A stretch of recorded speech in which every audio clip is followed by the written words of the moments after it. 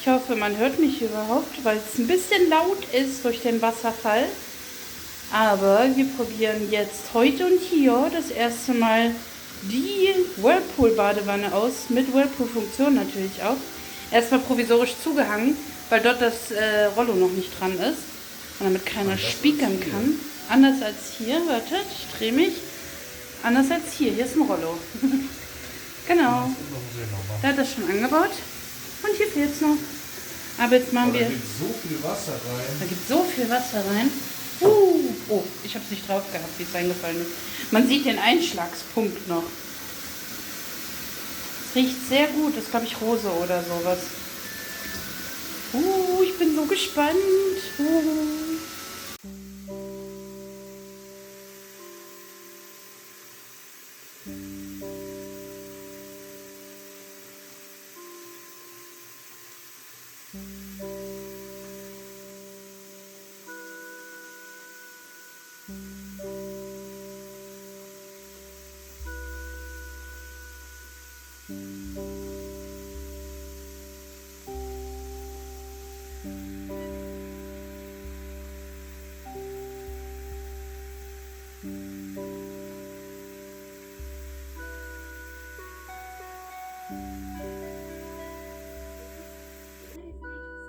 Also zwischendurch kannst du einen Block aufnehmen. Was nimmst du da? Und dein Knie.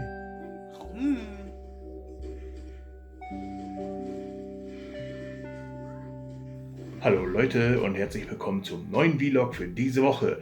Ja, Montagmorgen, 5 Uhr. Schwiegervater kommt gleich. Wir wollen heute ein bisschen was schaffen. Und heute Nachmittag liegt ja auch noch mein Arzttermin an. Da bin ich auch mal gespannt, wie das dann alles so läuft. Der wichtige Arzttermin ist ja erst am Freitag mit der Spritze und den ganzen Kram drumherum. Aber trotzdem ist der Termin heute ja auch noch mal so ein bisschen entscheidend. Und vor allen Dingen ist es auch noch wieder eine weite Strecke, die man fahren muss. Aber naja, ich werde mich jetzt auf jeden Fall fertig machen, bevor Schwiegervater gleich kommt. Und dann werden wir mal zusammen schauen, was passiert. Also viel Spaß beim neuen Vlog und wir sehen uns dann später. Ciao. So Leute, ich zeige euch das jetzt mal. Dieses ganze Chaos hier soll im Prinzip heute noch verschwinden, sodass wir hier ein bisschen Platz haben, um Tische aufzubauen, um die Fliesen zu lackieren. Guckt euch das an. Da haben wir uns was vorgenommen. Na, ein bisschen Arbeit ist. Obwohl der Karton ist schon leer, also von daher. Und die anderen sind auch schon größtenteils, ja, mindestens zur Hälfte leer. So auf der da hinten zum Beispiel. Na, mal gucken, wie weit wir heute kommen. Denn Sarah hat ja gestern noch jede Menge Kartons in die Schränke verpackt. Die müssen gleich auch noch alle hochsortiert werden. Denn wir müssen mit einem Teil der Kartons hier vorne lang und rauf auf den Speicher. Das heißt, das Rad muss hier noch weg. Der Verstärker, die Matten etc. pp. Oh Mann, das ist noch ein Haufen Arbeit.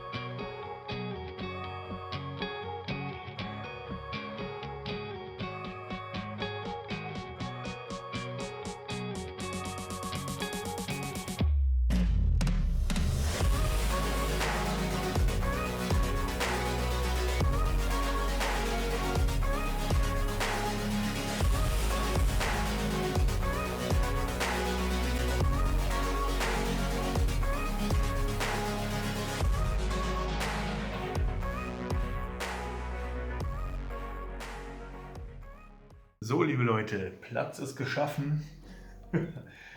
Dank der wahnsinnigen Unterstützung von Klaus haben wir jetzt endlich hier zumindest so viel Platz, dass man sich mal hier wieder ein bisschen bewegen kann und dass wir hier die Sachen aufbauen können für die Fliesen zu lackieren, damit das alles fertig kommt, bevor jetzt der Elektriker in 2-3 Wochen kommt. Der braucht ja hier dann auch Platz. Hier müssen ja auch noch überall die Steckdosen rein. Und ja, dann kommt er hier wenigstens überall ran. Ja, wieder einen großen Schritt weiter. Jetzt fehlt im Prinzip nur noch der Fliesenspiegel und der Fußboden dann hier vorne. Da werde ich jetzt im Laufe der Woche dann mal beigehen. Nachher wahrscheinlich noch die Sachen alle wegräumen und dann ein bisschen klar Schiff machen und dann ja hier vorne die Ecke angleichen und dann könnte man da theoretisch morgen oder übermorgen dann das Laminat reinmachen und dann ist das auch soweit fertig. Dann nochmal einmal Sockelleisten drumherum und dann ist das schick. Ja. Ach ja, aber von den ganzen Kisten schleppen, ey, mein Rücken bringt mich schon wieder rum. Wenn ich habe jetzt so die Hand drauf, wenn ich einmal kurz drauf drücke, dann sticht das so richtig, wie bei einer Wurzelentzündung oder so. Das ist echt scheiße. Naja, aber es wird schon werden.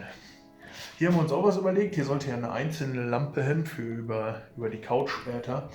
Da werden wir noch ein zweites Kabel verlegen. Und ja, dann kommt ja generell hier später dann hier der Rahmen drunter. Also Ständerwerk, ein bisschen schön. Und dann kommt dort die Couch in die Ecke.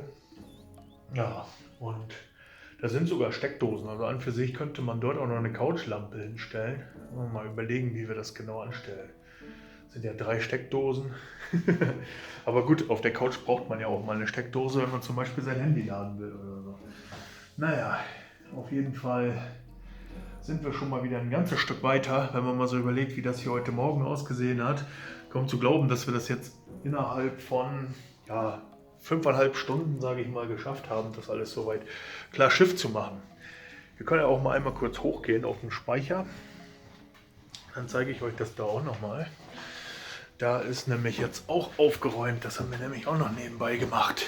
Das war auch Klaus seine Idee, dass wir das einmal noch mal ein bisschen so zusammenpacken, dass man da auf jeden Fall dunkel hatte. Es wird gleich hoffentlich heller. Ich muss nur aufpassen, dass Flocke nicht mitkommt. So. So. Da sind wir auch schon. Ja, wie gesagt, hier stand auch alles voll, alles chaotisch.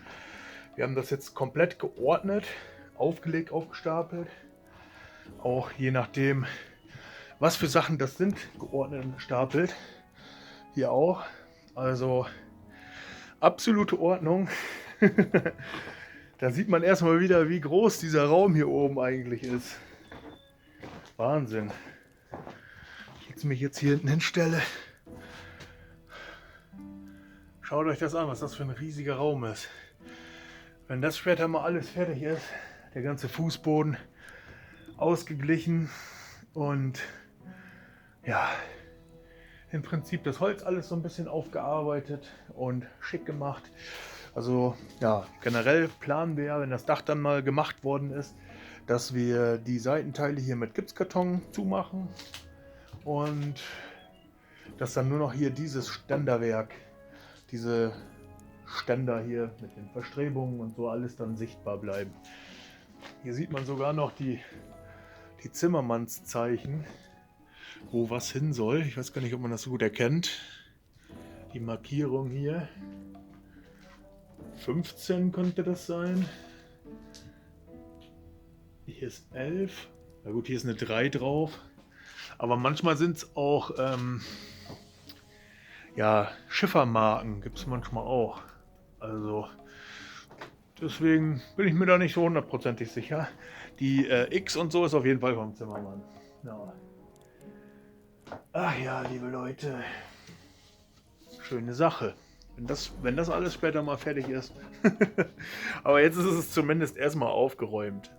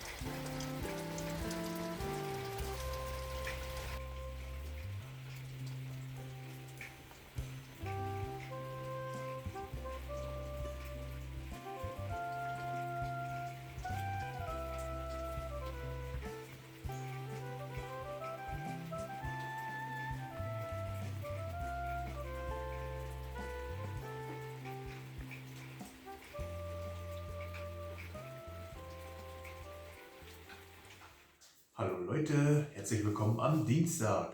Ja, heute werden wir hier im Wohnzimmer noch die letzten Dinge wegräumen und einmal kräftig Staub wischen, durchputzen, durchwischen und ich denke mal, dann werde ich hier die ganzen Sachen für die Fliesenlackiererei vorbereiten. Dann machen wir hier einen Fliesentisch hin, also einen Fliesentisch in dem Sinne, ein Tapeziertisch, wo die Fliesen drauf kommen. Und ja, dann werde ich mal schauen, ob ich alles, was lackiert werden muss, auf einen Tapeziertisch drauf bekomme oder ob ich hier auf die andere Seite noch 2, 3 Böcke hinstelle mit USB-Platten drauf. Das müssen wir dann mal sehen. Auf jeden Fall erstmal alles sauber machen, Vlies auslegen und dann werden wir damit mal anfangen. Und mal schauen, ob man dann vielleicht heute schon lackieren kann gegen Abend oder ob wir das vielleicht dann morgen machen. Ich habe mir nämlich auch noch vorgenommen, jetzt in dieser Woche den Fußboden dort fertig zu machen und ein bisschen aufgeräumt werden muss dort auch noch. Also dementsprechend, das muss auch noch erledigt werden. Wir bekommen heute auch noch Besuch, heute Nachmittag um, ich glaube so um 4 rum, 15:30 Uhr, 4 rum und und da würde ich dann auch ganz gerne dort den Raum ein bisschen aufgeräumt haben, dass wenn man dann einmal durchs Haus geht, um ein bisschen was zu zeigen, dass man dann halt dort auch vernünftig durchgehen kann und auch vernünftig gucken kann. Ja, ich werde jetzt auf jeden Fall mal anfangen und dann schauen wir einfach mal, wie weit wir heute kommen und ich will jetzt dann überlegen, ich bin ja heute schon wieder mit Rückenschmerzen aufgewacht. Das liegt einfach daran, dass ich gestern keine Schmerztabletten genommen habe, weil ich die ganze Zeit so ein bisschen eine Hautreizung habe auf den Fingern, also auf den Zeigefingern links und rechts. Und da habe ich jetzt gedacht, das ist eine Medikamentennebenwirkung. Aber das ist einfach nur eine Hautirritation, keine Ahnung. Und ich habe dafür eine Salbe bekommen und die benutze ich jetzt. Allerdings kann man diese Schmerztabletten ja auch nicht ewig nehmen und ich denke mal, heute werde ich sie aber wieder nehmen müssen, um den Tag so ein bisschen zu überstehen. Weil ich hatte eigentlich gedacht, dass diese Schmerztabletten gar nicht mehr viel bringen. Weil das halt jedes Mal so war, dass die Schmerzen halt dann immer bei Belastungen wiedergekommen sind und so. Aber ich merke es halt wirklich, wenn ich jetzt mal raus bin, so 2, 3 Tabletten, dass dann kontinuierlich der Schmerz da ist. Und dann merkt man einfach auch mal, wie krass das die ganze Zeit das alles so ein bisschen beeinflusst hat. Also insgesamt so die Einschätzung, wie weit das Ganze schon genesen ist. Also das ist natürlich überhaupt nicht schön. Aber wir schauen mal. Ich hatte gestern auch noch abends wieder dieses Gefühl, so aufgeputscht und ich konnte nicht schlafen und so. Ich war noch bis um kurz nach 12 wach, obwohl ich ja eigentlich so um 10 rum dann schlafe. Aber irgendwie, weiß ich nicht, woran das lag. Also entweder ist es wieder eine Nebenwirkung von Cortison, weil ich gestern die Salbe das erste Mal benutzt habe, weil es so ähnlich war wie letztes Mal mit der PRT, nur halt weniger schlimm. Oder es ist halt, es liegt halt am Kaffee bei den Schwiegereltern, wobei ich eigentlich noch nie Probleme hatte mit Koffein und so, was Schlafen und so angeht. Aber Menschen verändern sich und so, man wird ja auch älter und man weiß jetzt auch nicht, liegt es vielleicht daran oder halt nicht. Das werde ich jetzt auf jeden Fall mal testen, denn heute gibt es keinen Kaffee und ich werde die Salbe ja gleich nochmal benutzen müssen und dementsprechend schaue ich dann einfach mal, wie sich das dann heute so entwickelt und wenn es dann halt sich rausstellt, dass es halt daran liegt, dass es irgendwie eine Cortisonunverträglichkeit ist oder irgendwas in dem Sinne, dann muss ich mal schauen, wie wir das dann am Freitag, also werde ich das am Freitag auf jeden Fall dem Arzt sagen und der muss dann halt mal schauen, wie wir das Ganze dann angehen. Oh Mann, liebe Leute. Ach ja, wir fangen jetzt erstmal an und ich würde sagen, wir sehen uns dann später. Ciao. So, ich habe jetzt die ganzen Fliesen vom Herdteil und von der langen Seite rechts zum größten Teil hier, die gefärbt werden müssen, schon mal ausgelegt. Also hier endet der eine Haufen. Das ist alles beim Herd, bei der Dunstabzugshaube, den Pfeiler zwischen den Fenstern. Und ab hier ist im Prinzip für die lange Seite alles vorbereitet.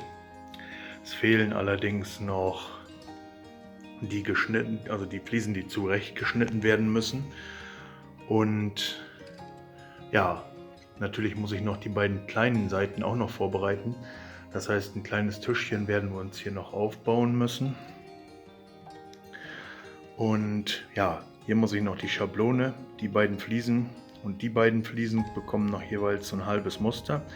Muss ich noch zurechtschneiden und ja, dann wie gesagt die geschnittenen, also alle Fliesen, die ich habe, wo die ausgeschnitten werden müssen für die Steckdosen und für die Ränder und so weiter und so fort. Also die muss ich noch gleich fertig machen, die kommen hier dann noch mit zu.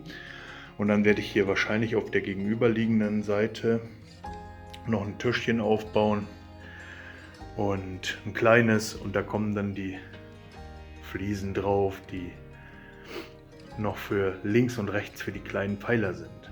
Ja. Und ich denke, dann wird alles nochmal mit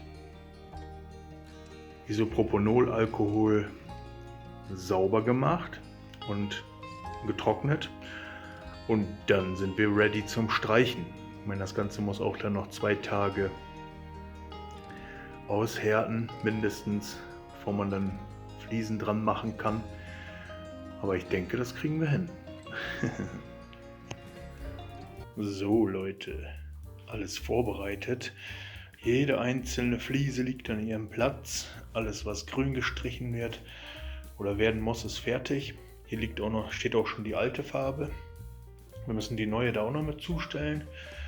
Und ansonsten sind wir tatsächlich fertig. Der Pilz hat eine neue Schablone bekommen, weil wir das gerne farblich angleichen wollen zu den anderen alle. Ja, dann wollen wir das mal lackieren. Und dann mal hoffen, dass es dann beim Folie abziehen gut aussieht. Das war nämlich eine Heidenarbeit, die ganzen Dinge auszuschneiden. Die meisten davon hat Sarah alle ausgeschnitten. Wahnsinn. Wenn man das so sieht, einfach unglaublich. Ja, und vor allen Dingen den Überblick behalten mit diesen kleinen Ecken, die grün sein müssen, und den verschiedenen Seiten, das Ausgeschnittene. Da gehören noch überall Stücke dazu, die sind auch ausgeschnitten, aber die werden logischerweise nicht lackiert, deswegen liegen sie hier nicht. Ja, gar nicht so einfach. Und ansonsten warten wir gerade auf Sarahs Besuch. Tisch ist schon gedeckt. Und ich bin hier. Was ist denn? Kommen die Kuhlaute von dir? Nein, Was muten hier? hier sind Kühe. Wo denn? Hast du die noch nie gehört? Oh, so laut, das ist, als würden die Ja. nebenan wohnen. Schreck mich doch nicht so. Ich dachte, was ist jetzt los? Ja, Sarah hat gerade zum ersten Mal die Kühe gehört, die hier gegenüber hinterm Wall dort auf der Wiese sind. Ja, es regnet ja schon den ganzen Tag, die werden sich jetzt Schutz gesucht haben. Ja, auf jeden Fall warten wir jetzt auf den Besuch von Sarah und dann wollen wir mal schauen, dass wir im Anschluss daran lackieren können. Das Einzige, was noch fehlt, ist, ich habe aktuell den Karton mit der neuen Farbe noch nicht gefunden, aber der wird, glaube ich, in der Waschküche stehen oder vorne im Innen. Also ich habe noch keine Zeit gehabt, da jetzt nachzusuchen, weil wir das ja logischerweise vorbereiten mussten hier. Ja, naja. Schauen wir mal, was noch wird.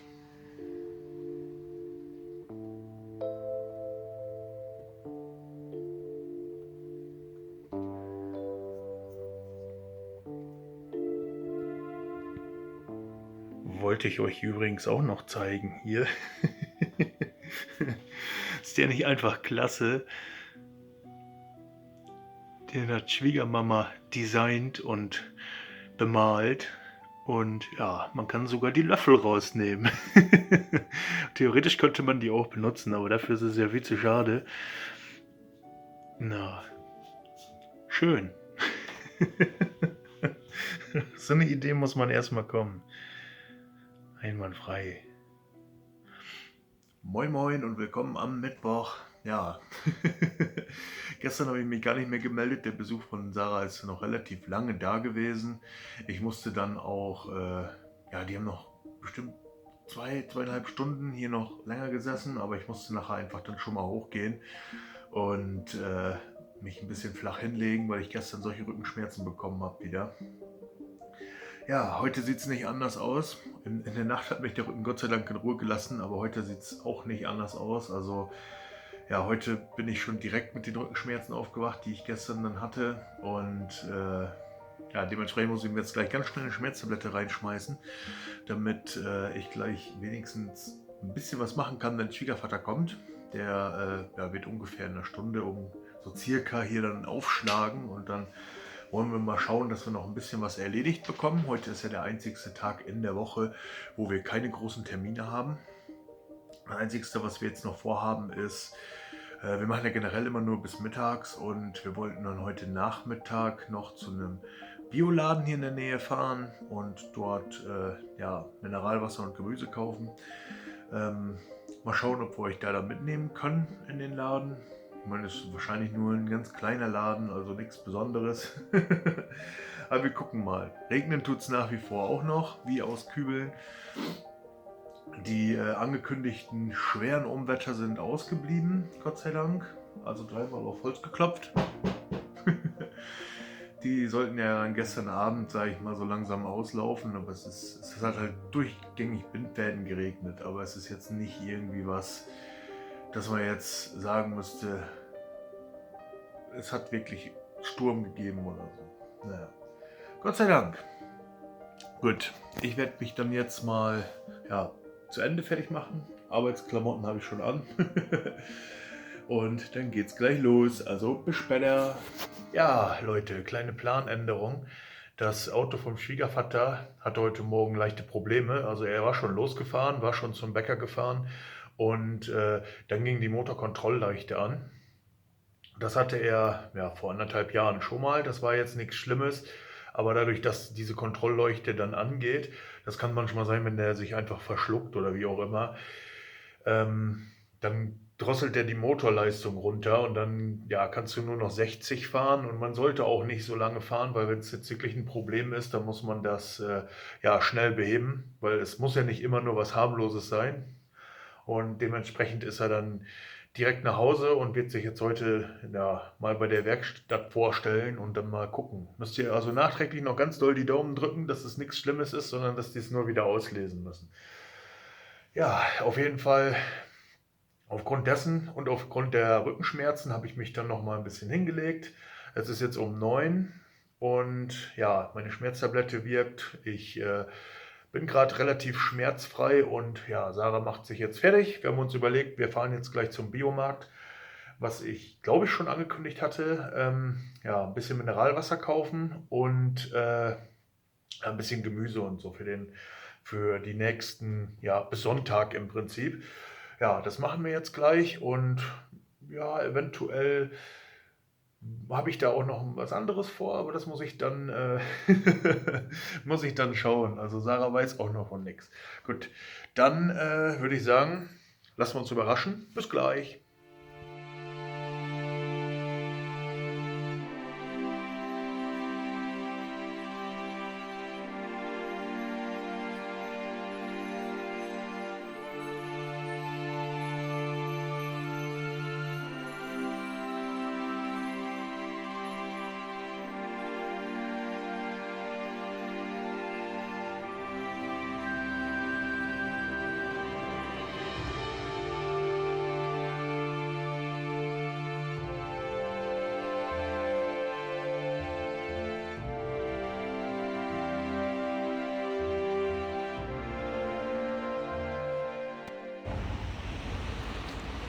Zeigen, dass wir beim Bioladen angekommen sind.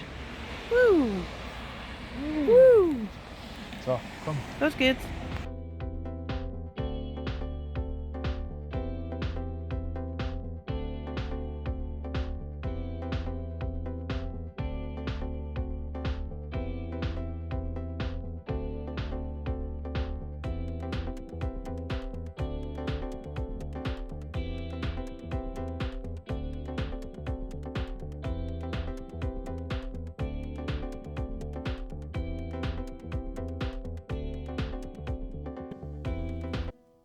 Hallo Leute, heute ist Mittwoch und Christian und ich waren heute beim Biomarkt gewesen und ich wollte euch mal zeigen, was unsere Ausbeute dort ist.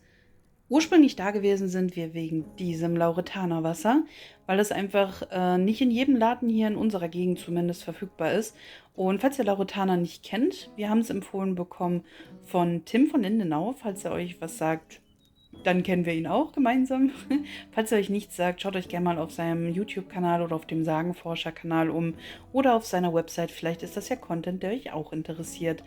Auf jeden Fall haben wir die Empfehlung bekommen, dass das ein furchtbar leckeres Wasser sein soll. Außerdem sehr gesund, sehr rein und wie hier schon steht, eins der besten Wässerchen oder das beste sogar von Europa. Deswegen, wir sind gespannt, wie das sein wird. Zusätzlich dazu sind wir durch den Laden geschlendert und haben noch ein paar andere Sachen gefunden, die wir euch zeigen wollten. Und wir haben diese formschöne Kiste bekommen, um das Ganze zu transportieren. Fangen wir mal an. Wir haben, schaut euch mal diese kleinen knuffigen Möhrchen an, leckere Möhrchen mitgenommen. Ich werde vielleicht, ich weiß es noch nicht ganz, die in kleine Stiftchen schneiden und dann für Sushi oder sonstiges nehmen. Oder mal gucken, ich weiß es noch nicht ganz. Dann haben wir eine, passt gar nicht ins Bild, eine dicke, lange Zucchini. Die lege ich mal hier einfach daneben. Und weil Zucchini soll man ja immer im Rudel kaufen, haben wir 2 dicke Zucchini geholt. Packe ich einfach mal daneben. Dann außerdem, habe ich gar nicht gesehen, hat Christian, lecker, passt auch hervorragend ins Sushi, falls wir das machen sollten, eine Avocado besorgt. In diesem Tütchen, muss ich mal kurz die Kiste beiseite schieben. Ich hoffe, wartet mal. Raschel, raschel. In der Tüte verbergen sich leckere Champignons. Ist übrigens gleichzeitig auch ein Unverpacktladen gewesen. Fand ich sehr angenehm und sehr schön. Bin ich persönlich noch nie drin gewesen. Habe ich nur gesehen, dass es sowas gibt. Und jetzt waren wir endlich mal in so einem gewesen. Dann guckt euch das mal an. Mystischer Hexentee. Wie geil ist das denn? Es gab auch Druidentee. Aber wir haben gesagt, wir nehmen erstmal eins mit, gucken, wie es schmeckt. Und dann das nächste Mal nehmen wir einen anderen. Das ist nämlich Tee aus Hanf, Zitronenverbene, Krausminze oder Krauseminze, Ringelblumen, Spitzwegerich, Rosenblüten und Zitronenmelisse. Und ich muss sagen, überzeugt hat mich, wenn man hier vorne reinguckt, sieht es halt schön bunt aus. Und ich dachte, bunt schmeckt immer gut, oder? Und dann haben wir noch geholt, hat Christian sich gewünscht, Weizengrassprossen. Beziehungsweise noch sind es keine Sprossen, es sind noch die Samen. Wir kümmern uns darum, dass es Sprossen werden. Da habe ich gleich noch was für euch. Und, also für uns, aber für euch zu zeigen. Und dann hat der nette Bioladenmann uns noch mitgegeben. Hier, ich muss es richtig hinschieben. Ja. Einmal Hanf und einmal Aloe Vera Körpercreme. Und dann war unsere Kiste schon alle. Aber was noch riesiges, also das ist der Einkauf quasi gewesen, was aber noch riesiges in der Küche war, vor allem in der Kiste, war dieser Sprossengarten. Wie geil ist das denn, oder? Ich glaube, wir haben euch schon erzählt, dass wir Sprossen gemacht haben und so. Ich habe auch schon extra die Mungbohnen und die Brokkolisprossen, also Samen, rausgeholt, damit ich gleich die Sprossen ansetzen kann, zusammen mit dem Weizengras, damit wir dann in 2, 3, 4 Tagen einen geilen Salat uns daraus zaubern können oder aufs Brot machen oder sonstiges. Und da haben wir den entdeckt und der war jetzt super geil. Schaut euch das mal an. Leckere Servierideen, falls ihr noch nichts mit Sprossen am Hut hattet. Schaut euch dazu gerne mal ein paar Videos oder sonstiges an. Es lohnt sich und es schmeckt super gut. Hey, jetzt ist es wieder scharf. Und was ich euch auch noch zeigen wollte, jetzt da ich gerade dran vorbeigegangen bin, schaut mal die beiden Löffelchen hier an, beziehungsweise den Löffelträger. Das haben meine Eltern nämlich für Christian und mich zusammen geschreinert, sage ich mal. Einen kleinen Osterhasen, der unsere Kochlöffel trägt. Aber das ist kein Osterhase, das ist ein Ganzjahreshase. Sagen wir es mal so. Genau, das war unser Einkauf. Und ich werde euch gleich nicht wundern. Gestern hatten wir Besuch, deswegen ist dort hinten das Geschirr. Das muss ich gleich noch wegräumen. Wir waren ja gleich heute früh, also der Besuch war bis gestern Abend da, sodass wir das noch nicht weggeräumt haben, weil Christian hat es, glaube ich, heute früh erst abgewaschen. Also das klingt, als hätte er das eher machen sollen. Ihr wisst, er hat es heute früh abgewaschen, weil es gestern Abend schon so spät war, wollte ich damit sagen. Und ich muss es gleich noch wegräumen. Genauso wie das hier alles. So, die Schalen sind alle schön sauber abgewaschen jetzt. Und switchen wir mal hier rüber. Alle 3 müssen ja erstmal eingeweicht werden. Ich kann es also heute zumindest noch nicht zeigen, wie das Ganze angebaut wird, in Anführungsstrichen. Wie schon gesagt, einmal Weizengras, einmal die Mungbohnen und einmal Brokkoli. Weizengras und Mungbohnen 12 Stunden und der Brokkoli braucht nur 6 Stunden. Und was ich euch noch zeigen sollte und wollte, ich habe es erst vergessen, weil Christian schon in den Kühlschrank geräumt hat. Wir haben auch Omega-Tröpfchen uns geholt. Gab es in super vielen verschiedenen Sorten mit ganz vielen anderen Geschmäckern dazu. Wir haben uns hier jetzt entschieden für Erdbeere. Warte, ich muss es anders lesen. Da. Erdbeere, Mango, Sanddorn und Acerola. Durchs Handy kann ich es gerade nicht so gut lesen. Und ja, mal gucken, ob das lecker ist. Wir sind ja die ganze Zeit bei, oh je, wie heißt es? Plantrition ist es nicht. Ich weiß es gerade nicht ganz, wie die Omega-3-Tropfen heißen, die wir sonst aktuell gerade nehmen. Aber es ist mal eine gute Alternative. Es ist vor allem günstiger als das andere, was wir nehmen. Und mal schauen, ob es genau den gleichen Effekt hat. So, Küche war chaotisch und ist wieder sauber. Wie ihr dort hinten seht, ich glaube, das habe ich erst schon im Video gesagt, habe ich die Sprossen angesetzt, die jetzt 12 bzw. 6 Stunden einweichen müssen. In der Zwischenzeit habe ich dort unten Quetschkartoffeln zubereitet. Kennt ihr vielleicht aber auch nicht, sind einfach gekochte Kartoffeln, breit gequetscht. Und darauf habe ich dann Champignons gelegt, die wir im Bioladen gekauft haben. Und außerdem habe ich von Green Force das vegane Hack noch angebrutzelt mit roten Zwiebeln. Habe das drüber gegeben. Ein bisschen vegane Sauce Hollandaise von Bedda und veganen Käse, den wir Food for Future mäßig vom Penny, glaube ich, hatten. Da drüber am Ende werden wir noch ein bisschen Lauchzwiebeln streuseln, weil ich denke, das schmeckt einfach lecker und frisch. Und ich habe einen Pflaumenkuchen gebacken und gerade eben frisch Zimt drüber geschmissen. Das muss jetzt noch ein bisschen einwirken. Und das wird heute unser Gaumenschmaus.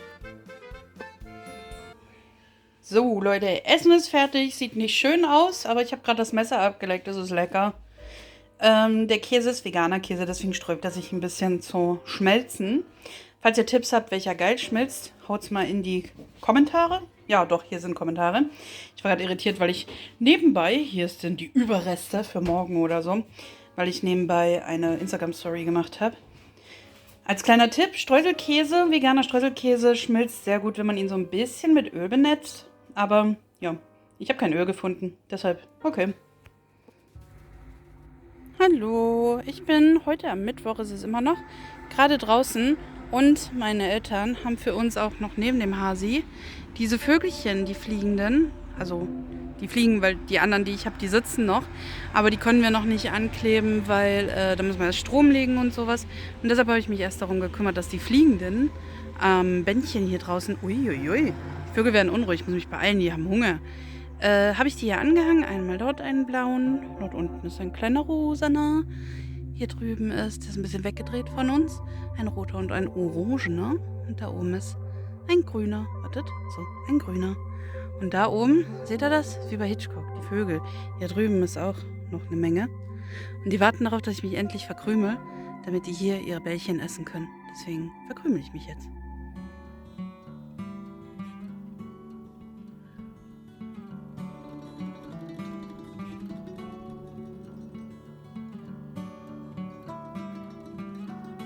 Hört man das?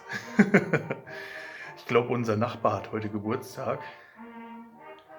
Und jetzt ist gerade hier der Spielmannszug oder halt ja, Schützenverein oder wie auch immer und spielt dem gerade ein Ständchen. Also super cool. Ich war mir den ganzen Tag, also den ganzen Tag sehr viel Besuch, aber ich war mir jetzt noch nicht sicher, weil ja, wir haben uns jetzt noch nicht direkt kennengelernt, sondern wir grüßen uns immer. Aber ja, dadurch, dass wir jetzt die ganze Zeit beschäftigt sind und so, haben wir uns jetzt noch nicht direkt kennengelernt und deswegen ja, mag ich da jetzt auch nicht oder mochte ich da jetzt auch nicht rübergehen und fragen, ob er jetzt Geburtstag hat. Jetzt weiß ich's. Mal schauen, ob ich da gleich mal rübergehe, aber erst wenn sich der Trubel ein bisschen gelegt hat.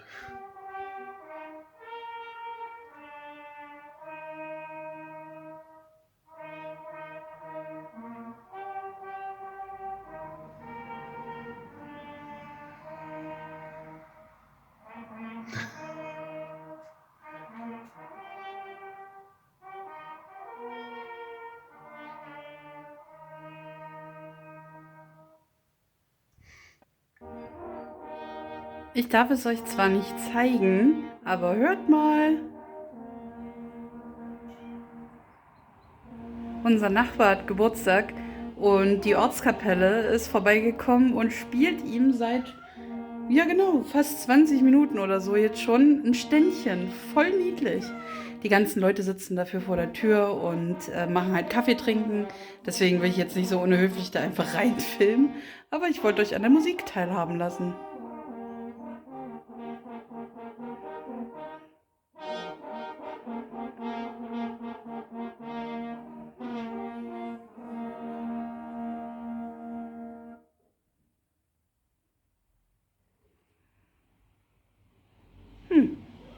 Schon vorbei der Song. Oh nein, was hast du denn gemacht? Oh je. Müssen wir erstmal sauber machen. Guten Morgen am Donnerstag. Die Saaten sind gespült. Ich wollte euch zeigen, wie das aussieht. Und Flocke ist auch dabei natürlich. Wir wollten euch zeigen, wie das aussieht, wenn das Ganze jetzt ausgelegt ist. Die Saaten haben ja sind eingeweicht, ihr wisst schon. Am gestrigen Abend, beziehungsweise 12 und 6 Stunden. Das habe ich jetzt alles nochmal gespült und gewaschen und habe das dann auf dem Sprossenturm ausgebreitet. Unten sind die Mungbohnen, ganz oben ist das Weizengras. Das Weizengras muss ganz oben sein, weil es halt wie Gras in die Höhe wächst. Dann eins tiefer habe ich Brokkoli gemacht, auf einem Vlies, weil die Brokkolisaaten viel zu klein sind und durch ihr das Gitter rutschen würden. Das Vlies wurde aber schon mitgeliefert in der Packung zu diesem Sprossengewächshaus. Das musste ich nicht reinmachen. Also nichts extra kaufen, wollte ich damit sagen. Und ganz unten habe ich die Mungbohnen. Die sind groß genug. Genau, jetzt wird das Ganze stehen gelassen, 2-mal pro Tag gespült, wie man das aus den Sprossengläsern oder von den Sprossengläsern auch kennt. Und dann sollten wir in, ja, ein bisschen weniger als einer Woche die ersten Ergebnisse haben. Das Weizengras wird am längsten dauern, habe ich gelesen. Und bei Mungbohnen und Brokkoli weiß ich, das war so 4-5 Tage. Dann können wir das ernten. Lecker, lecker. Hallo Leute, wir sitzen gerade im Auto und sind auf dem Weg nach Dresden zu meinem nächsten PRT-Termin. Ihr müsst ganz doll die Daumen drücken. Ja, ich kann jetzt nicht so viel in die Kamera gucken, weil ich auf die Straße gucken muss. Ihr müsst ganz doll die Daumen drücken, dass wir dieses Mal das ganze Ding problemlos über die Bühne kriegen und dass dann, sage ich mal, alles gut ist und dieses Mal nicht solche Probleme sind wie beim letzten Mal. Bin schon gespannt, was der Arzt sagt. Aber wir gucken mal. Wir halten euch auf dem Laufenden. Bis später.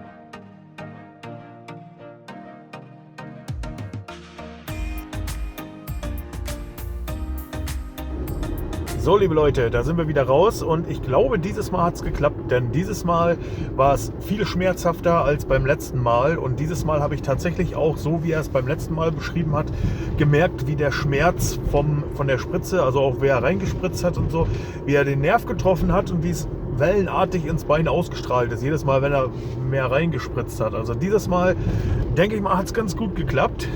Es ist eine sehr holprige Straße hier und ja, dementsprechend bin ich gerade sehr guter Dinge, denn ich bin jetzt gerade im Moment auch absolut schmerzfrei. Also ich weiß auch nicht, das war beim letzten Mal auch der Unterschied. Da hatte ich noch Bewegungsschmerzen und so. Ich konnte gerade eben wirklich tatsächlich aus dem Auto raus direkt, also aus der Praxis raus direkt so ins Auto reinsteigen und hatte keinerlei Schmerzen beim Einsteigen, beim Aussteigen, beim Bücken, beim Sitzen.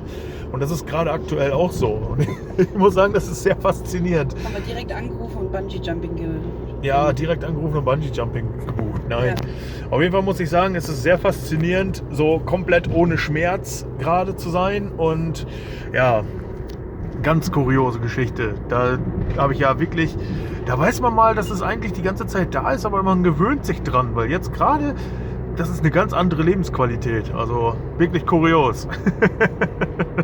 Naja, ach, schön. Gut, liebe Leute, wir fahren jetzt erstmal heim und dann melden wir uns später. Ciao.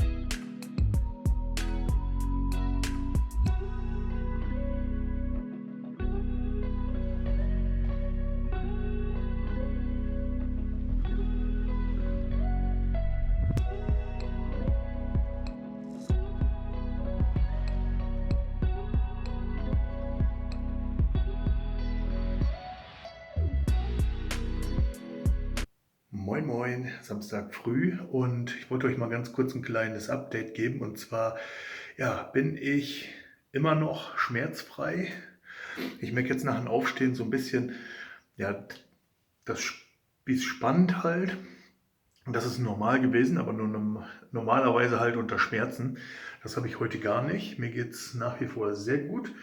Und ja, da wollen wir mal schauen, was der Samstag heute so bringt und ob wir ein bisschen was noch abarbeiten können diese Woche. Wollen wir mal schauen. Je nachdem, worauf Sarah dann Lust hat. Das sind ja auch die letzten beiden Tage Urlaub, die sie hat. Und dementsprechend, ja, schauen wir mal, was wird. Auf jeden Fall ist das Wetter heute draußen nicht ganz so gut. Also das ist schon mal ein kleiner Nachteil. Naja, auf jeden Fall werde ich jetzt erstmal, solange Sarah noch schläft, anfangen hier so ein paar Kleinigkeiten zu machen, ein bisschen Haushalt. Ich habe gerade auch schon die Katzen gefüttert. Ja, so ist erstmal der Plan jetzt. Also bis später. So, liebe Leute, dann wollen wir jetzt mal langsam mal in Angriff nehmen, die Fliesen zu streichen. Ich habe schon die alte Epodex-Farbe und die neue hier vorbereitet. Ja, jetzt werde ich die ganzen Fliesen einmal nochmal mit Isopropanol-Alkohol sauber machen. Und dann muss ich gleich nochmal ganz kurz zum Baumarkt hier nebenan fahren und Schaumstoffrollen holen. Weil ich habe nur noch diese, ja, mit dem Fell drauf, sage ich mal. Und die sind dafür nicht geeignet. Und ja, das soll ja vernünftig werden, also dementsprechend brauchen wir jetzt nochmal Schaumstoffrollen. Ich hatte zwar noch eine letzten Mal hier drauf, aber die ist halt dementsprechend relativ hart, die kriegst du dann auch nicht irgendwie sauber, kannst du auch nicht benutzen, also dementsprechend, ja, das muss ich gleich nochmal besorgen. Das heißt, wir haben jetzt um 8, ich werde jetzt die ganzen Fliesen mal einmal sauber machen und dann dürfte der Baumarkt dann so langsam aufhaben. Dann holen wir schnell die Rolle und dann werde ich das ganze Zeug mal anmixen und einmal streichen. So. Und je nachdem, wie das dann aussieht und so, wie sich das dann so entwickelt, dann wird es dann heute Nachmittag gegen Abend nochmal ein allerletztes Mal gestrichen und dann sind wir durch. Dann kann man da morgen oder übermorgen im Prinzip die ganzen Folien abziehen und dann sind die Fliesen für den Fliesenspiegel komplett fertig. Also das, ja, das wäre schon cool. Ja, dann können wir nämlich jetzt kommende Woche endlich mal diesen Fliesenspiegel fertigstellen. Ja, das ist auf jeden Fall jetzt erstmal der Plan. Also zwischendurch muss ich auch noch mal irgendwann was frühstücken. Ich glaube, Sarah hat sich schon was gemacht. Aber das kriegen wir dann schon hin. Ja, so bis gleich.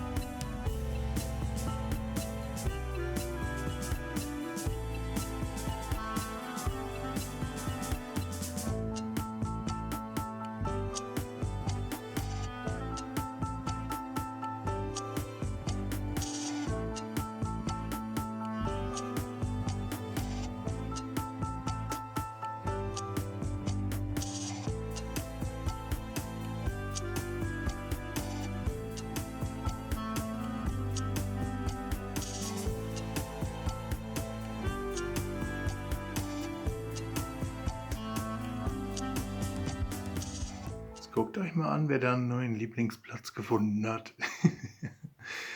Hier komplett im leeren Flur. Warum auch immer. So, liebe Leute, da bin ich wieder. Und ich würde sagen, jetzt da wir unsere Schaumstoffrollen haben, können wir mal so langsam die Farbe anrühren und uns ans Fliesenstreichen machen. Es wird empfohlen, zweimal zu streichen. Viele der Fliesen sind ja schon zweimal gestrichen. Ich werde es jetzt nichtsdestotrotz auch nochmal zweimal streichen. Ich habe festgestellt, wir haben mehr als genug von der Farbe da. Und dementsprechend streiche ich die jetzt noch einmal und dann heute Abend noch mal einmal, beziehungsweise morgen früh. Und am Montag sind die dann theoretisch schon so weit ausgehärtet, dass man sie schon mal ankleben kann. Und ja, fürs Einschlemmen muss ich dann theoretisch noch 7 Tage warten. Dann haben die die Farbe ihre Endfestigkeit erreicht. Ja. Das ganze Mischungsverhältnis 1:5.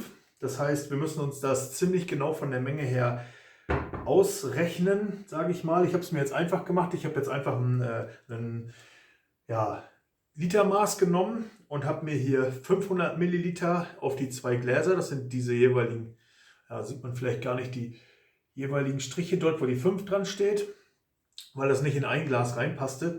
Aber man muss halt etwas nehmen, was man danach auch wegtun kann. Also nehmt jetzt nicht irgendwie, was weiß ich, euer Litermaß direkt zum Mischen. Es sei denn, ihr habt ein altes oder ihr kauft euch extra eins dafür, wie auch immer. Auf jeden Fall werde ich das hiermit machen.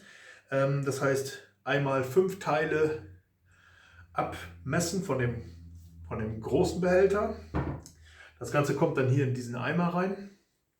Und dann nochmal ein Teil von dem kleinen Härter. Das kommt dann auch mit in den Eimer rein. Und zu guter Letzt Farbstoff je nach Intensität. Also für 5 Kilo sind 600 Gramm. 100 Gramm ist eine Packung hier.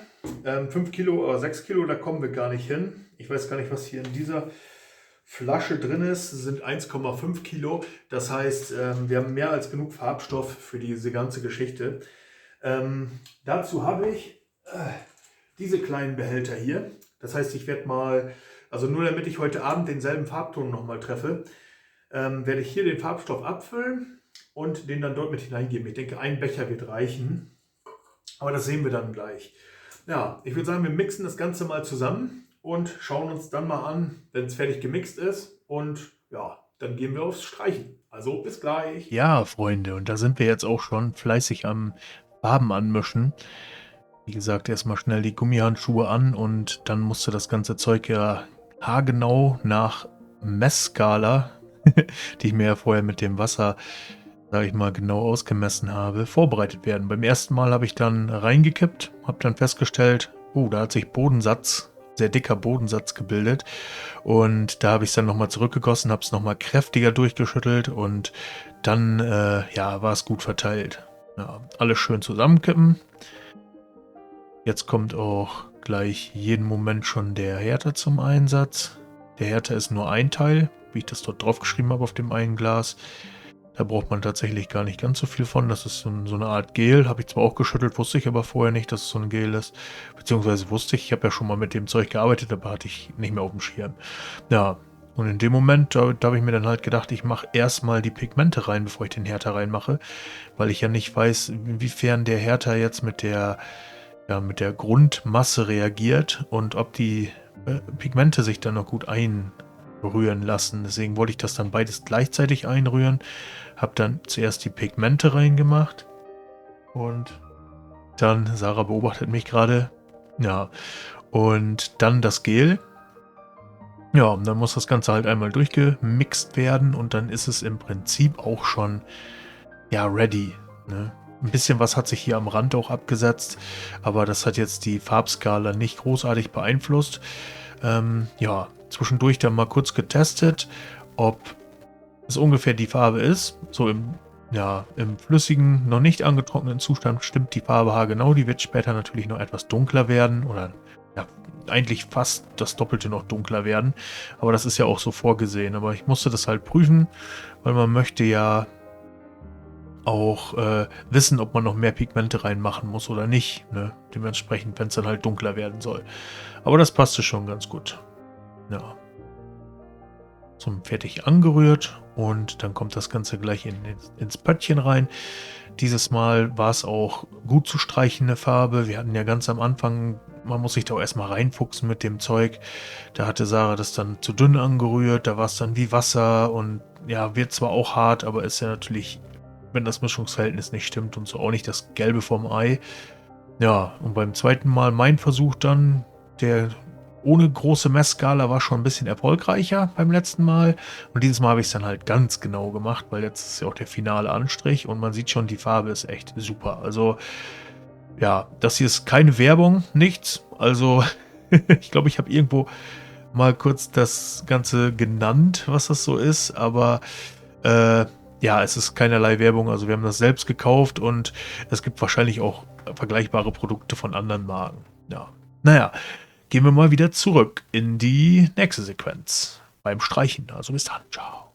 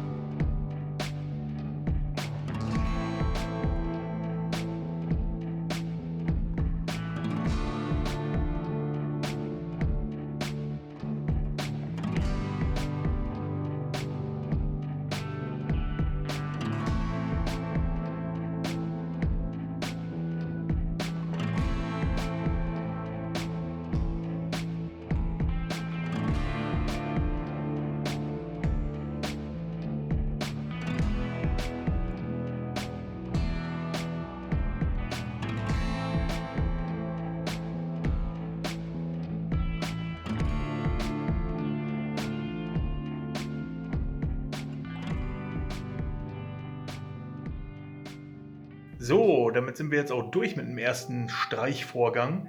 Und ja, ich muss sagen, ich konnte es relativ schön dick auftragen. Es hat nicht so wie bei den Testfliesen damals, bis jetzt zumindest nicht, so freie weiße Bläschen gegeben, wo die Oberflächenspannung das dann so ein bisschen rausgezogen hat. Und ja, wenn ich mir das jetzt so angucke, es ist eigentlich so, stand jetzt dick genug drauf. Ja, obwohl, da sehe ich einen so einen Lunker, der da rauskommt. Ja, ich werde es heute Abend wahrscheinlich noch ein zweites Mal streichen. Ich wollte jetzt eigentlich sagen, ich kann mir vielleicht den zweiten Anstrich sparen, aber wir machen den zweiten Anstrich heute Abend noch mal drauf und dann ist auch insgesamt die Farbe viel dicker drauf. Das heißt, wenn man dann mal ordentlich mit einem Schwamm drüber geht und richtig scheuert und ja, vielleicht sogar mal mit einem Metallgegenstand drüber schraubt, dann hat man ein bisschen mehr Fleisch, sodass nicht sofort das Weiße drunter durchkommt. Also ja, wir werden es ein zweites Mal streichen. Schade, ich habe gedacht, ich könnte es mir sparen. So sieht das Ganze jetzt aus. Und ja, ich würde sagen, das lassen wir jetzt erstmal schön trocknen. Ziel erreicht.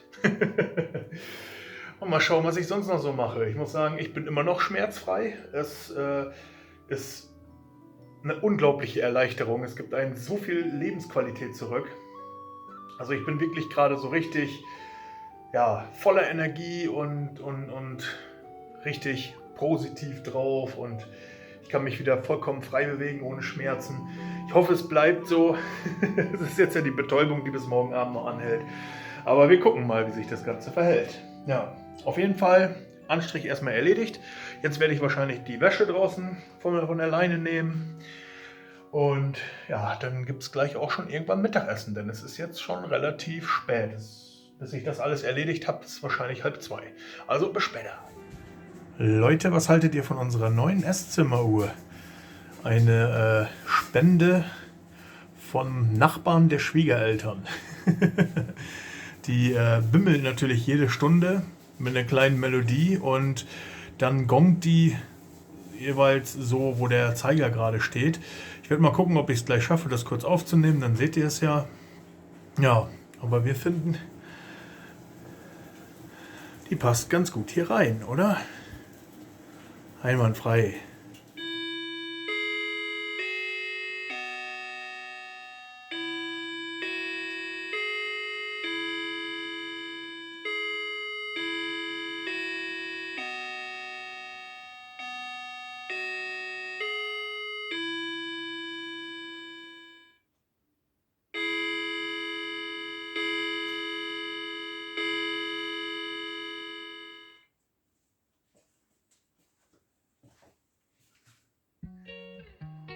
Ich habe auch mittlerweile den Einbauschrank hier unten eingebaut. Das muss noch ein kleines bisschen aushärten. Ich habe das Ganze mit Montageschaum fixiert, wie man hier sieht. Die Tube steht dort noch. Das war viel einfacher in dem Sinne, dass das alles gut hält dort drin. Und da können dann nachher jetzt hier der Rahmen und die Tür eingesetzt werden und dann die Türbänder drauf. Mal schauen, wie das dann aussieht. Hier sieht man auch ganz gut, wie kräftig die Fliesenfarbe noch nachdunkelt. Dieser Bereich ist noch dicker drauf aufgetragen als der daneben. Und da sieht man hier, ist es schon wesentlich ausgehärteter. Und ja, das wird nachher eine gleichmäßige Farbe sein, aber man sieht schon, wird noch deutlich dunkler. Ich hatte erst noch gedacht, also wir hatten ja eine Probe gemacht, aber ich hatte so angehalten von der Farbe, dass es ja eine Nuance heller ist wie die Küchentapete, aber es dunkelt noch gut nach. Also es wird nachher wohl den Ton erreichen wie vorher. Ich habe nämlich erst noch gedacht, ich müsste noch Pigmente reinmachen. Aber das müssen wir dann anscheinend nicht mehr. Ja, so sieht es hier aus. Hier ist die Farbe auch relativ dick drauf. Hier sieht man zum Beispiel, fängt schon an auszuhärten dort. Ja, das wird generell noch ein bisschen dauern. Also vor heute Nacht um 12, da wäre theoretisch die Zeit um, kann man hier dann eh nicht streichen. Bedeutet, ich werde morgen früh streichen, nachdem ich dann den Vlog geschnitten habe für euch, den ihr jetzt gerade gesehen habt. Und ja, dann werdet ihr halt die Woche drauf dann sehen, wie das Ganze aussieht, wenn die Folie abgezogen ist und so. Wahrscheinlich werdet ihr dann auch das Gesamtbild schon sehen.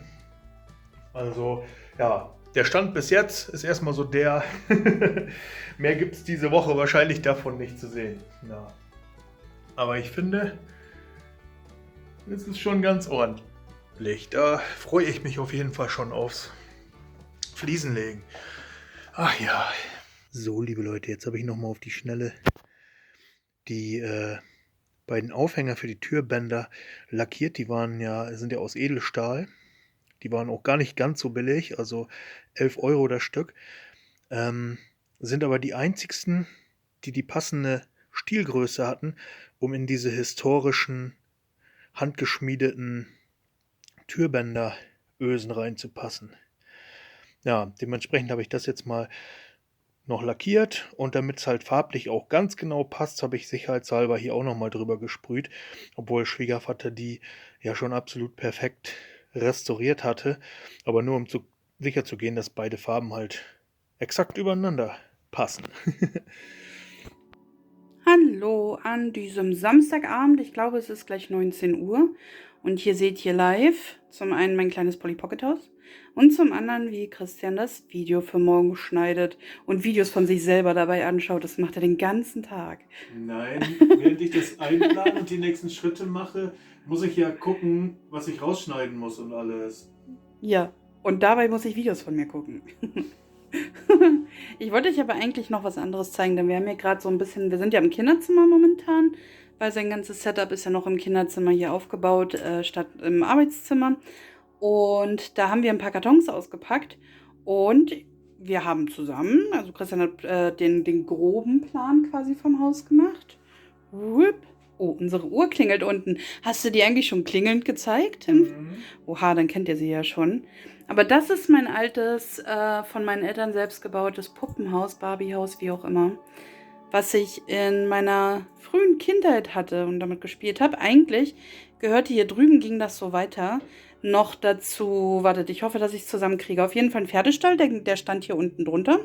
Da war auch gleichzeitig eine Garage drin für die Barbie-eigene Pferdekutsche und den Roller, den die Barbie hatte. Und ich hatte ganz früher auch ein Wohnmobil, so ein Jeep, den man umbauen konnte zum Wohnmobil halt. Und ich hatte auch das Barbie-Boat. Aber wo dieser Mixer drin ist, kennt ihr das? Ist aber leider nicht mehr da. Das haben wir damals, glaube ich, oder ja, ich glaube, an jemanden weitergegeben. Ich weiß es nicht mehr. Auf jeden Fall ist es leider nicht mehr da. Und hier drüben hatten meine Eltern auch selber gebaut, weil ihr seht, das ist ja obviously selber gebaut und nicht aus ramschigem Plaste wie das Barbie-Zeug, sondern aus echtem Holz. Auch echt tapeziert mit wirklicher Tapete da drin und kleinen Teppichen und sowas alles. Ich glaube, dieser orangene Teppich war früher bei uns im Zimmer, wo mein Bruder drin gewohnt hat, beziehungsweise später meine Schwester, wenn mich jetzt nicht alles täuscht. Aber ich kann mich auch irren. Ich weiß es nicht mehr ganz genau. Auf jeden Fall war das ein Teppich, der bei uns in der Wohnung damals tatsächlich gelegen hat und jetzt immer noch hier drin. Auf jeden Fall, hier drüben ging es weiter mit einem Hundeladen, Friseur, also Hundefriseur, wo auch gleichzeitig Hundefutti verkauft wurde und sowas alles. Dann so ein kleiner McDonald's, eine Schule. Das sind 3. Ein kleiner Kaufmannsladen und 2 weitere, glaube ich, fehlen noch. Wartet, was waren da noch? Ich würde behaupten, ein Menschenfriseur. Und ich glaube, die Schule ging aber über 2 Parzellen, sage ich jetzt mal. In der einen war wie dort, das ist ja so ein kleiner Balkon, oder kann man es Balkon nennen, so ein kleiner Minigarten und sowas gab es bei der Schule auch, würde ich sagen. Wenn ich mich jetzt richtig erinnere, muss ich mal nach alten Kindheitsfotos suchen, beziehungsweise danach fragen, weil bis wir die gefunden haben, hier aktuell noch im Umzugschaos, ihr wisst Bescheid. Ich wollte euch zeigen, wie das Barbiehaus auf jeden Fall aussieht. Denn ich habe es früher schon immer geliebt, das so einzuräumen. Wartet mal, wir gehen mal hier unten hin. Das ist, wie ihr sehen könnt, die Küche. Bitte nicht die fragwürdigen Hairstyles und Klamottenauswahlen der Barbies kritisieren. Das meine Nichten haben natürlich, als ich ein bisschen älter war, dann angefangen damit zu spielen und sie hatten einen etwas eigenen Modegeschmack, würde ich es mal nennen. Das habe ich jetzt einfach so gelassen und ich habe mich jetzt, wie man an dieser wilden Frisur sehen kann, jetzt nicht hingesetzt und die Barbies gerade gekämmt. Ich habe mich aber dafür sehr akribisch darum gekümmert, dass ihre Wohnungseinrichtung in Ordnung ist.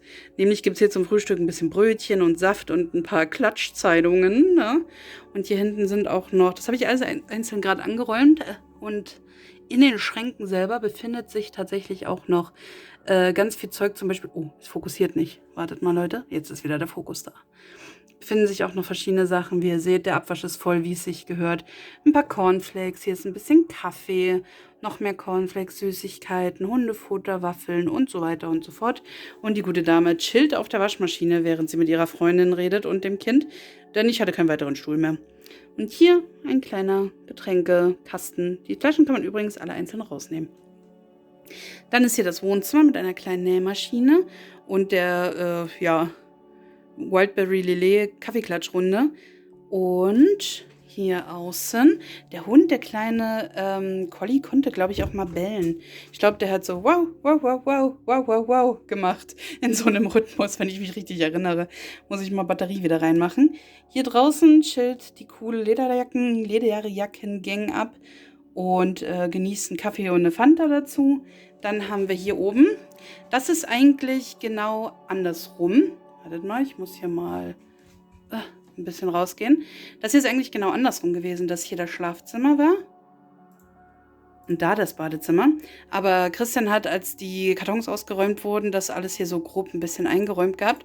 Und ich wollte es nicht nochmal umräumen. Also habe ich die Zimmer so gelassen, wie sie sind.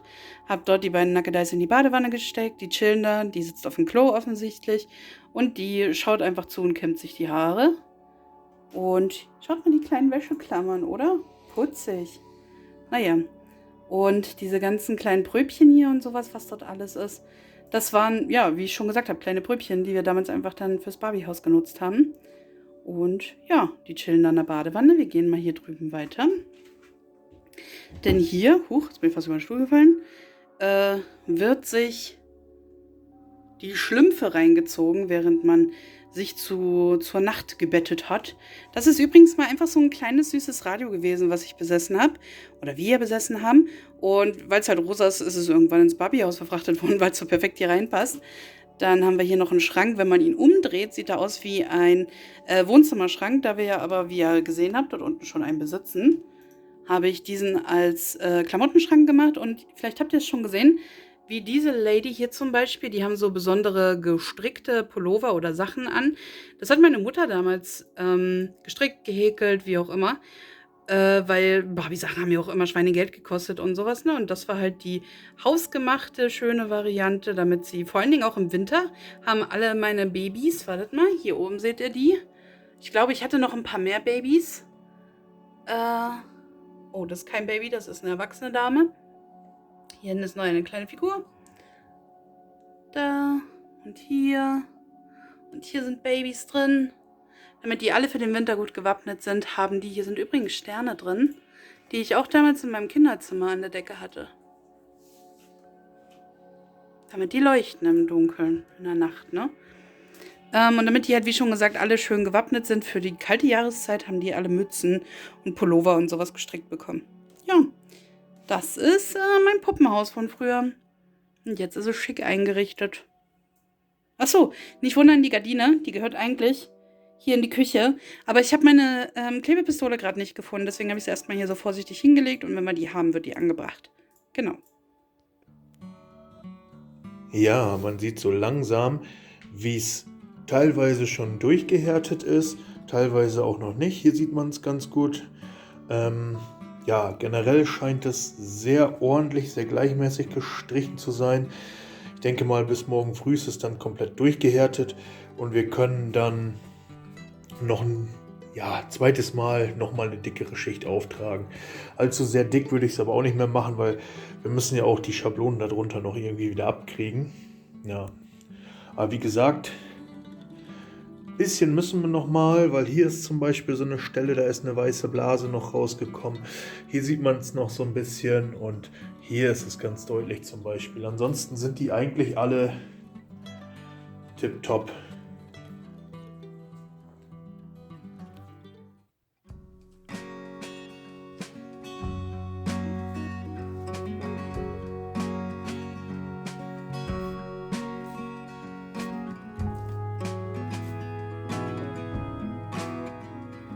Ja, liebe Leute, da sind wir auch schon am Ende des Vlogs angekommen.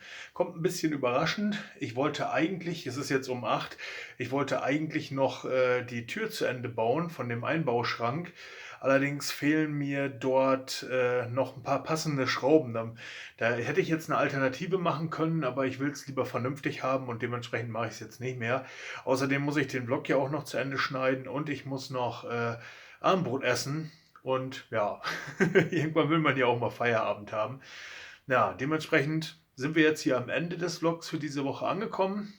Ich hoffe, ihr hattet Spaß. Ich hoffe, es hat euch gefallen. Wenn ja, lasst gerne ein Abo oder einen Daumen da. Da würden wir uns auf jeden Fall riesig freuen. Auch über jeden Kommentar. Ja, ach ja, liebe Leute. Ich kann jetzt noch mal ein kleines Update geben. Ich habe nach wie vor keinerlei Rückenschmerzen und ich bin überhaupt nicht eingeschränkt. Ich bin richtig, ja, weiß ich nicht, wie ein anderer Mensch, weiß ich nicht. Ich bin richtig zufrieden, richtig glücklich, richtig ja, ausgeglichen, weil ich einfach mich ganz normal bewegen kann, ohne Schmerzen zu haben. Das ist schon krass. Ich hoffe, es bleibt so auf diesem einigermaßen Level. Ich weiß natürlich, dass es jetzt erst betäubt ist und dass es die nächsten, ja, dass es dann morgen Abend, spätestens Montag irgendwann die Betäubung dann mal nachlässt.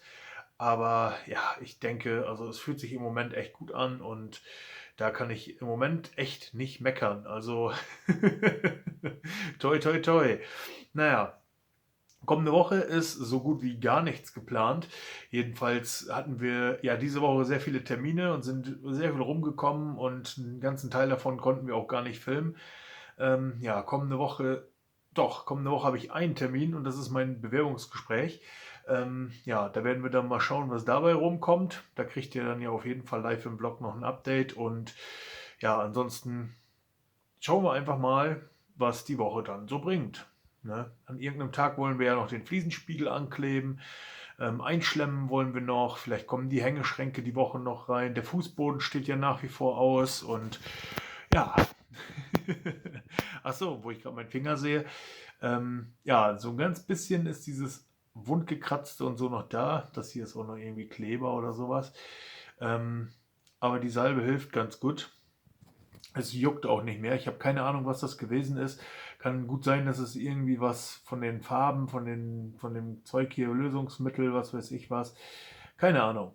Oder ja, irgendeine Pilzgeschichte, was weiß ich, was man sich so geholt hat hier beim Gemüsegärtnern oder so.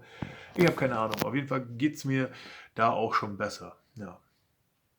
Ach ja, gut. Jetzt kommen wir aber wirklich mal zum Ende. Also ich wünsche euch oder wir wünschen euch wie immer noch einen schönen Restsonntag. Habt einen tollen Start in die neue Woche. Lasst euch nicht ärgern. Gönnt euch was Schönes. Und wenn ihr Bock habt, seid ihr natürlich nächste Woche wieder herzlich eingeladen, uns beim ja, Vloggen zu begleiten, im Vlog zu begleiten, wie auch immer. Euch den Schmuh anzugucken, den wir die Woche über so verzapft haben. Ja, und bis dahin, ja, habt eine schöne Zeit und ciao.